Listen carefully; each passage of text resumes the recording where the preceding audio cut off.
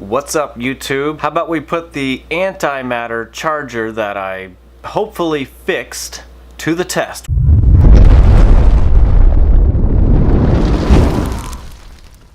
How about today we finally put the antimatter, can you even see that? No, with pack 14, and maybe we can get a new amp hour for pack 14. Number for pack 14. Now I will say real quick, I did make a quick modification to this pack. Now it's not huge or anything like that, but it will make it easier to remove the pack if I need to later on down in the future. I went on eBay and bought some of these little clippy deals for my Longmon wires. Technically for all the packs, I feel like I got an eyelash, I can see it. Technically I got it for every single pack just so I can disconnect all the wiring and whatnot, but I'm only going to start with the packs that are on the edge that go from one drawer and kind of wrap around, go through the drag chain and then back around to the next pack. I'm really only going to start with those for right now just so I can get the power wall back together and start using it. That's really the only thing I did. It's not much, but I'll show you what it looks like. Yep, just that. That's pretty much it. I can finally disconnect the big ass daisy chain wire that I made to connect from one drawer to the next. Basically it looks just like this, and all I did was pretty much kind of cut it right in the middle, ran it through the battery and out the sides, and just soldered it right to the bus bar. And the other side of the connection looks just like that, and I just soldered the battery connection from the Longmon onto those two little pins right there. And if you could imagine the long ass wire coming off of this, and I can just connect it right in like so. Boom! Now I know what you're thinking, it's not big news, but it is huge for me because damn, if I had to pull off one of those end packs that go all the way, all the way around, it was kind of a pain in the ass. I had to pull it all the way through the drag chain, coil up the big wire that I made, and then, carry it out to wherever I need to go. And then the reverse, put it back in, uncoil the wire, fish it right through that drag chain. So this is awesome. And I did this, of course, off camera because it's just soldering two little tiny wires. And I already fished it through over there, so you didn't have to painfully watch me do that. And I'll have you know, yes, Beyonce? Can you hear? Come here.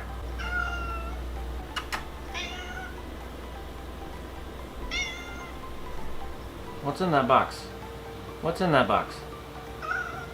Huh? I'll have you know that whenever I ordered these, I didn't even think about the wire size, the gauge. These fit perfectly. The wires that are coming off the Longmon are 26 gauge, I think, and so are these.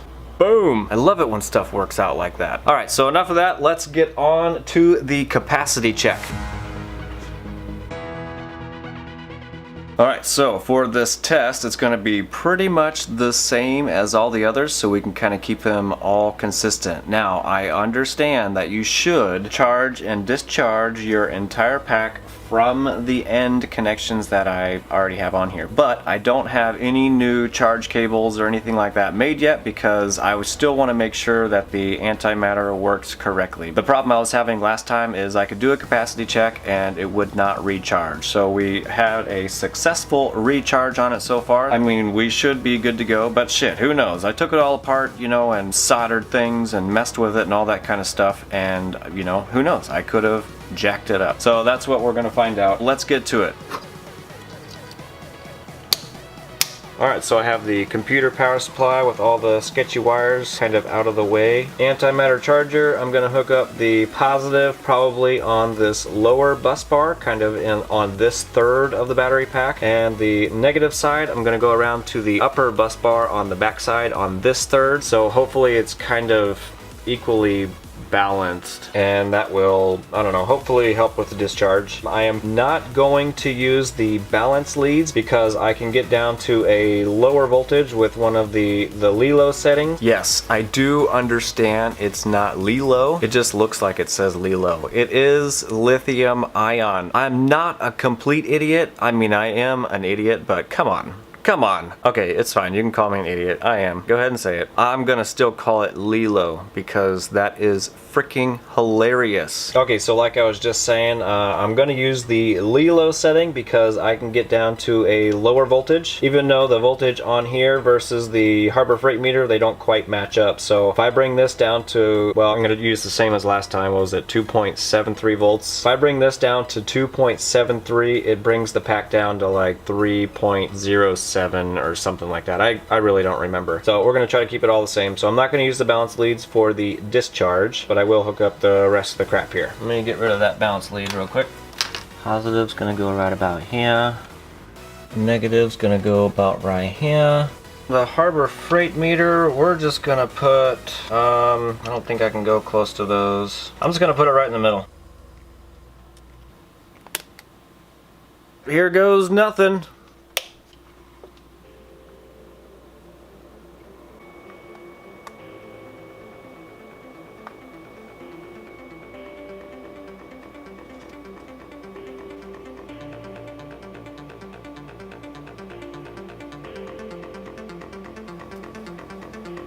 Yeah, so it still says 12 amps on the analog meter versus the 15 amps on the antimatter. I'm not sure what that is. Like I said in some of the other videos, if I put it on 12 amps, it'll show 12 amps, or if I do another amp, it actually shows the correct one. I'm just not sure why it doesn't do it on 15, so yeah.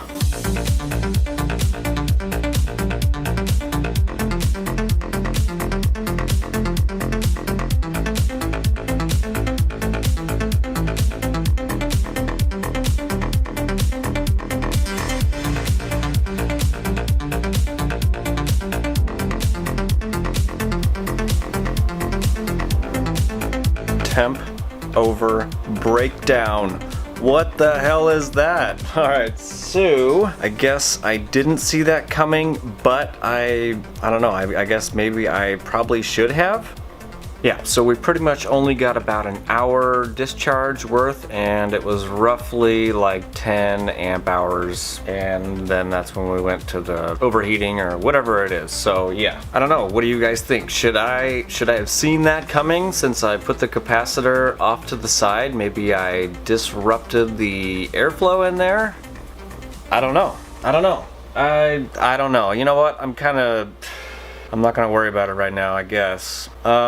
What I'll probably end up doing is just waiting for the package to arrive from Pete. It's got the new capacitors in there. He actually bought brand new ones, not like me, and fixed his, and then I think something else blew up in his. But anyway, he's sending out his with new capacitors and all that kind of stuff. So maybe I will do a redo or refix it. I'll do a refix, and I'll replace the capacitors that I put in there, or maybe I could put like another fan in it or something, or I'm not exactly sure. Or, I mean, I wouldn't think it would be the Arctic Silver thermal paste that I put on there, because that should dissipate the heat a hell of a lot better than the other stuff that was in there, but shit, what do I know? Alright, well, I guess that sucks. I'm not really sure what I should do next. Ooh, I have an idea. The idea is, I don't remember the voltage I left the pack at. Maybe if it's close enough, I could just maybe discharge it just a little bit more, or recharge it wherever these batteries are sitting at, and just throw it back on the power wall and start using it. Let's check the voltage over here. Ha! Look at that, there's the Longmon wire right there. Here's the other end of the Longmon wire, the little modification that I made. Boom! Nice. So that's pretty much what the other end looks like. It's this long, 4 inches or so, and then there's 2 inches or so on the other end. Big deal for me.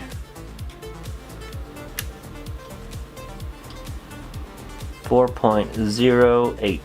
4.07. Alright, so if we can get the pack down to something close to that, we should be good.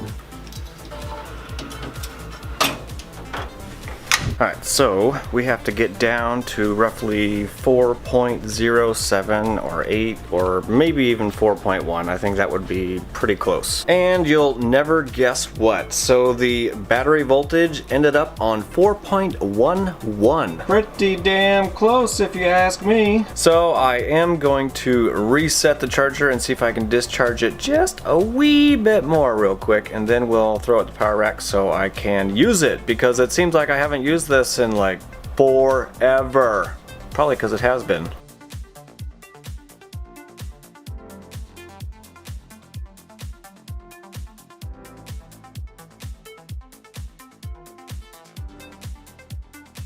Close enough. Shut this puppy down. Alright, so on here we say 4.08, 4.09. I think that will be close enough. So let's get this back into the power wall, and I at least want to power my refrigerator for the night. Shut her down. Just be careful, don't get in a hurry. You don't want to blow anything up there, Joe. Back over to the power wall, gotta open the drawer up, you know, and all that kind of fun stuff so I can just drop her right in.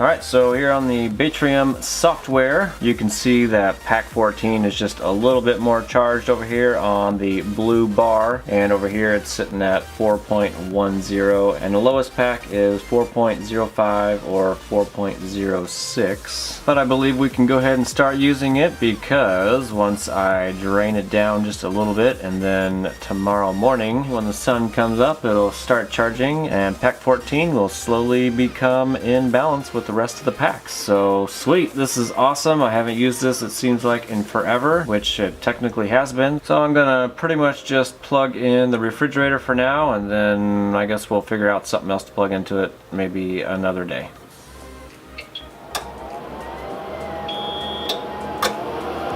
Alright, so back on the Batrium. Sorry you're looking at a computer screen again, and it might be just a little bit crooked because the floor is a little crooked down here too.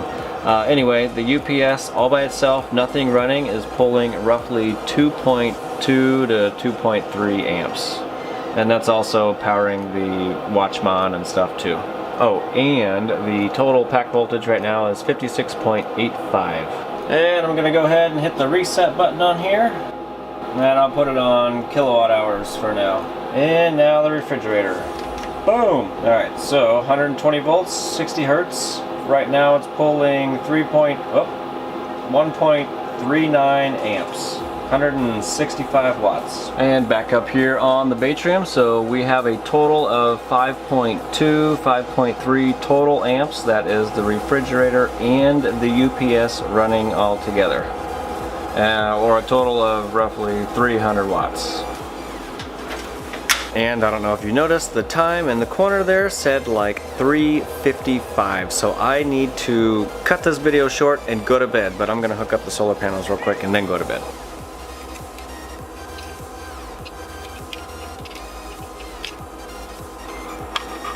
Alright, well, I know the capacity check didn't quite work out as planned. You know, there was some unexpected heat or something, I'm not exactly sure. So I'll just wait for the package from Peter, replace the capacitors, and then maybe we'll try it again. Or maybe I'll try it on like another pack. I'll build another pack or something and try it on that. I don't know. The power wall is back up and running. I have the refrigerator on it now, and then once it's drained down a little bit, tomorrow's solar will hopefully recharge it back into balance, and then I'll just let it go. And if I need to power other random things, then I'll just plug right into it and power it and stuff. Alright, so that's all I got in this video. We'll see you on the next one.